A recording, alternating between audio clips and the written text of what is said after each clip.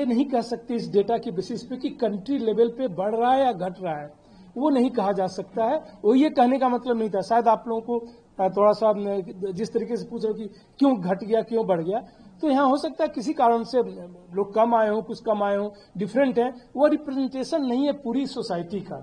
तो जो हमारे पास केसेज है उसकी बात हो रही थी ये। जी हाँ, फर्स्ट मैं बेसिक प्रिंसिपल ऑफ वैक्सीनेशन की बात कर लेता हूँ। देन सी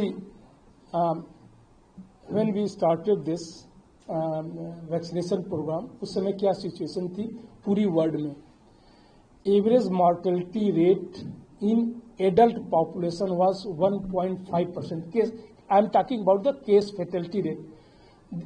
फ्यू कंट्रीज में अगर आप देखें, इटली इस सब में जहां एल्डरली पॉपुलेशन ज्यादा था, अप टू 3% था, इफ यू रिकॉल।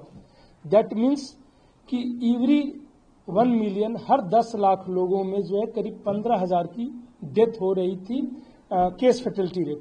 उस समय जब पॉपुलेशन ससेप्टेबल नहीं था, पूरा पॉपुलेशन ससेप्टेबल था, पूरा पॉपुलेशन, कोई इम्यूनिटी नहीं थी उस समय जब किसी को हो रहा था, क्योंकि न वैक्सीनेशन था न ही सबको इन्फेक्शन हुआ था, दोनों ही इम्यूनिटी प्रोवाइड करते हैं। जब वैक्सीन्स आई, ससेप्टेबल पॉपुलेशन पे ही उसका हमने इफिकेसी देखी थी। यहाँ भी एम्स में भी स्टडी हुई थी, बाकी जगह भी स्टडी हुई थी, पूरी दुनिया में हुई थी। उसमें जो है डिफरेंट वैक्सीन की डिफरेंट जो है इफिकेसी पाई गई। वह जो है 80 टू एवरेज 80 to 90% से सबसे ज्यादा मैसेंजर आरएनए की अराउंड 95% की पाई गई, फाइजर और मॉडर्ना की।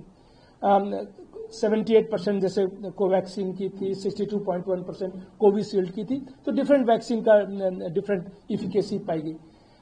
एवरेज सीवियरिटी और death when the population was susceptible, जब सबको इम्यूनिटी नहीं थी, वह वायरस था ओरिजिनल वुहान वायरस जिस पे हमने स्टडी की थी, तो करीब 80 to 90% मॉर्टेलिटी रिडक्शन था वैक्सीनेशन से। दैट मीन्स कि वैक्सीन अगर हम दे रहे हैं 10 लाख लोगों को, तो करीब जो उसमें से 13 से जो 15,000 की डेथ हो रही थी, उसमें से करीब 13 से 14,000 लोगों को थ्रू वैक्सीनेशन हम बचा रहे थे।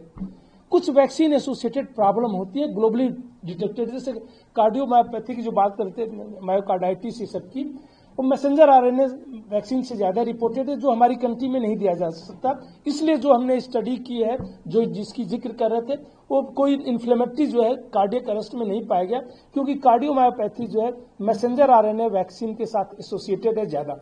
जो भी लिटरेचर और हजारों लिटरेचर अवेलेबल है पूरी दुनिया में, इतना ज्यादा रिसर्च तो किसी इसमें नहीं हुआ है।